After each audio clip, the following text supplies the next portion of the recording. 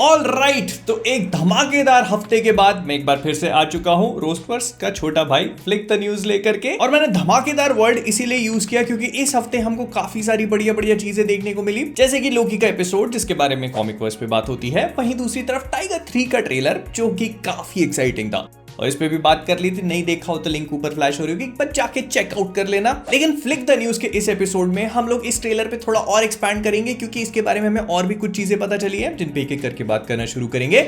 सबसे पहले शुरुआत होती है कार्तिक आर्यन की आने वाली मूवी चंदू चैंपियन से, जिसको लेकर उन्होंने हाल ही में एक अपडेट शेयर करी। ये मूवी एक बायोपिक है जिसमें वॉर की सीक्वेंस दिखानी थी तो उन्होंने शूट कर लिया, दैट इज ऑल फाइन। लेकिन उसके बाद जो उन्होंने डिटेल बताई उसे लेकर मैं थोड़ा एक्साइटेड हो गया। उन्होंने बताया कि वो जो पूरी वॉर की सीक्वेंस है लगभग 8 मिनट की होगी और इसको इन्होंने एक शॉट में शूट किया है। और मुझे बताने की जरूरत नहीं है क्योंकि वन शॉट सीक्वेंस है तो उनके लिए काफी ज्यादा चैलेंजिंग भी थी, जिसको लेकर उन्होंने कहा कि उनकी लाइफ की अभी तक की सबसे चैलेंजिंग शूट था, लेकिन उनको बहुत मजा आया। और इसको सुनने के बाद मैं इस मूवी को देखने के लिए थोड़ा सा एक्साइटेड हो गया हूं क्योंकि वन शॉट सीक्वेंस हमें बहुत ज्यादा देखने को नहीं मिलती। फैमिली मैन में देखी थी जो मजेदार से कम नहीं थी, बट सैडली उसके बाद राजन डीके के किसी भी वर्क में हमने वन शॉट सीक्वेंस इतनी ज्यादा नहीं देखी है, तो इसीलिए अगर इसमें होता है तो मजा आएगा। फिर नेक्स्ट पिछले फ्लिक द न्यूज में हमने शाहिद कपूर की एक माइथोलॉजिकल एपिक के बारे में बात करी थी जिसमें वो शायद महाभारत के किसी कैरेक्टर को पोर्ट्रे करने वाले हैं। इस मूवी को पूजा एंटरटेनमेंट वाले प्रोड्यूस करेंगे और इसे लेकर मैं इनिशियली थोड़ा स्केप्टिकल हूं, लेकिन फाइनली उन्होंने और भी थोड़ी सी डिटेल्स दी हैं। उन्होंने बताया कि इस मूवी को डायरेक्ट कौन करने वाला है, तो इस मूवी के डायरेक्टर होंगे सचिन रवि। ये कन्नड़ा फिल्म मेकर है जिन्होंने अब इससे कुछ टाइम पहले अवने श्रीमन नारायण मूवी बनाई थी और इसको काफी ज्यादा एप्रिसिएशन भी मिला था लोगों से। लेकिन उससे भी ज्यादा ये एक आर्टिस्ट हैं जो वीएफएक्स में भी काम कर चुके हैं, so he knows a bit about the stuff that he is going to do. So I think ये जो प्रोजेक्ट इन्होंने उठाया है उसके लिए सही इंसान है, क्योंकि एक ऐसा डायरेक्टर जिसको वीएफएक्स के बारे में थोड़ा अच्छा खासा नॉलेज हो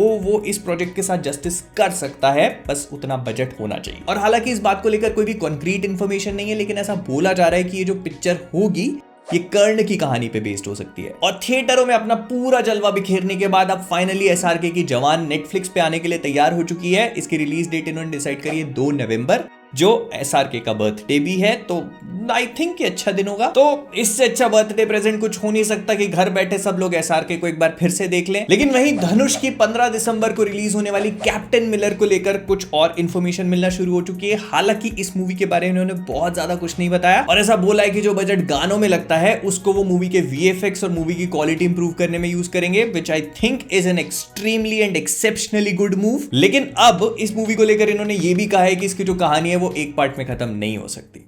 फिर से सीक्वल्स अगेन, मतलब कैप्टन मिलर भी बाकी सारी बड़ी मास पिक्चरों की तरह 2 पार्ट्स में रिलीज करी जाएगी और इसमें इन्होंने कुछ एक्टर्स को कंफर्म किया है जो इस पार्ट का मेन रोल प्ले करेंगे। फिर कुछ एक्टर्स होंगे जो सेकंड पार्ट के लिए ज्यादा इंपॉर्टेंट होंगे। इसके बाद स्वागत है आप सभी का हमारे साप्ताहिक अक्षय कुमार सेगमेंट में। फ्लिक द न्यूज का कोई एपिसोड ऐसा जाता नहीं जिसमें अक्षय कुमार जी की बात ना हो, तो अगर सिंघम रिटर्न्स के कैमियो को इंक्लूड कर दिया जाए तो अक्षय कुमार की 2024 में 5 पिक्चरें रिलीज होने वाली हैं, जिसका कैमियो उन्होंने हाल ही में शूट किया। बाय द वे 5 दिन तक उनकी शूट चली है और उसमें उन्होंने अपना कैमियो दे दिया है और इन सारे प्रोजेक्ट्स पे भी काम चल रहा है। लेकिन अक्षय कुमार की अगली मूवी भी ऑलरेडी प्लान कर ली गई है जिसको प्रियदर्शन डायरेक्ट करेंगे और इसको प्रोड्यूस करने वाली है एकता कपूर। अब देखो इस पिक्चर का नाम वगैरह कुछ भी डिसाइड नहीं हुआ, लेकिन ऐसा बोला गया है कि अक्षय कुमार सिंघम रिटर्न्स की शूट पे ही प्रियदर्शन से मिले, उन्होंने अपनी स्क्रिप्ट वगैरह बताई और इस बात से अक्षय कुमार काफी खुश हुए। खट्टा मीठा, गरम मसाला, भागम भाग और इसी तरह की बाकी मूवीज जो अक्षय कुमार और प्रियदर्शन ने साथ मिलकर बनाई है, ये मूवी भी कुछ उसी तरह की कॉमेडी होने वाली है। लेकिन इससे पहले अक्षय कुमार खेल खेल में शूट करेंगे, उसके बाद मोहित सूरी वाली पिक्चर शूट करेंगे, उसके बाद welcome to the jungle shoot करेंगे, उसके बाद जॉली एलएलबी 3 शूट करेंगे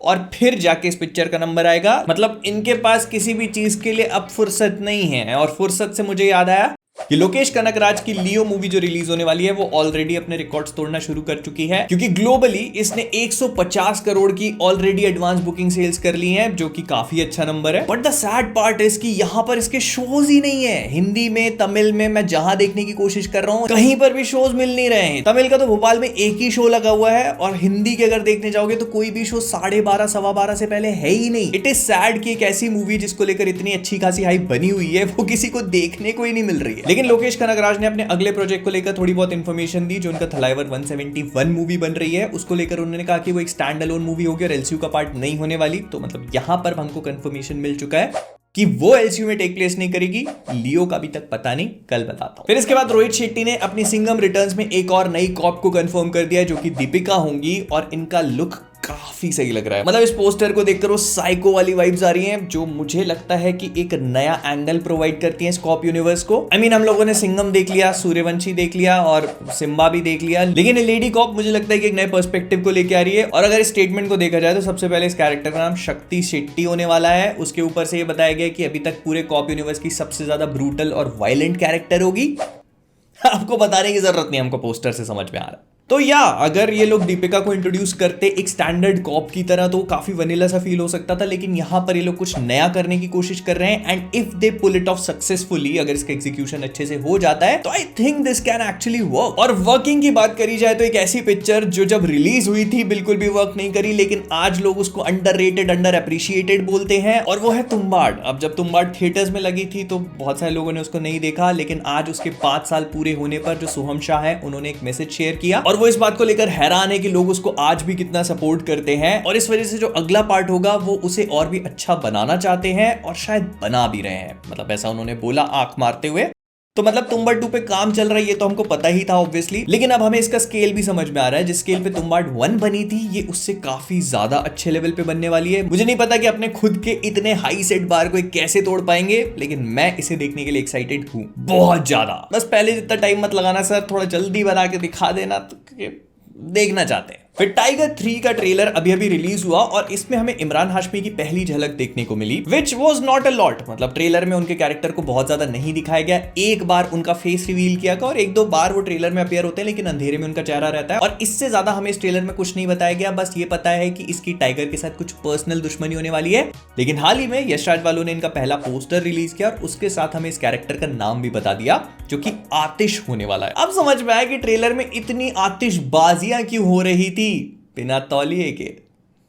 बट मजाक से हटके अगर इस कैरेक्टर के बारे में बात करी जाए तो हमें ट्रेलर में बहुत ज्यादा आइडिया नहीं मिलता है, लेकिन जितना इस लुक को देख के समझ में आया तो बहुत ज्यादा मेनेसिंग फील नहीं होता। रादर एक ऐसा इंसान फील होता है जो काफी ज्यादा कुछ फेस कर चुका है और अब अपने हर एक स्टेप को कैलकुलेट करके करना पसंद करता है, एंड इसी वजह से टाइगर का जीना हराम करेगा। प्लस जो इसका पर्सनल एंगल था, तो इंटरनेट पे काफी सारी थ्योरीज घूम रही है, जिसमें से एक बहुत ज्यादा प्रोबेबल है कि वो हसन जो दिखाया गया था सेकंड पार्ट में, लड़का जिसको टाइगर अडॉप्ट कर लेता है, वो ऐसा बोला जा रहा है कि शायद इसका बेटा हो। एंड क्योंकि टाइगर के अडॉप्शन से भाई साहब खुश नहीं हुए, तभी ये बोल रहे हैं कि तूने मेरे से मेरा परिवार और बच्चे बच्चे छीन लिए, तो वो एंगल यहाँ पे प्ले आउट कर सकता है। बट ऐसा अगर कुछ होता तो हम एटलीस्ट हसन को ट्रेलर में कहीं ना कहीं तो देखते, जो हमें देखने को भी नहीं मिला, which was actually surprising for me। But या जो कुछ भी था देख के अच्छा लगा, और टाइगर 3 के लिए एक्साइटेड हैं। भले आने में अभी 1-8 महीने से ज्यादा हो, लेकिन एक्साइटमेंट बन चुका है। और एक्साइटमेंट स्पाइडरमैन 2 को लेकर भी है, जो मैं देखूंगा गणपत वाले दिन।